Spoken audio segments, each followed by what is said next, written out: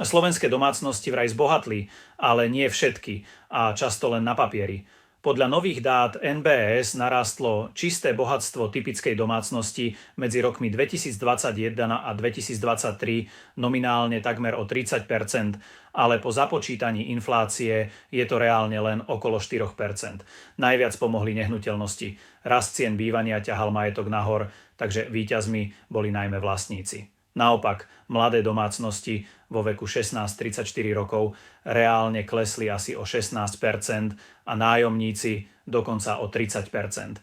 A teraz to najdôležitejšie. Vlastníci, aj tí s hypotékou, boli medzi víťazmi, lebo rast cien nehnuteľností zvyšoval hodnotu majetku a inflácia zároveň znižovala reálnu hodnotu dlhu. Pointa?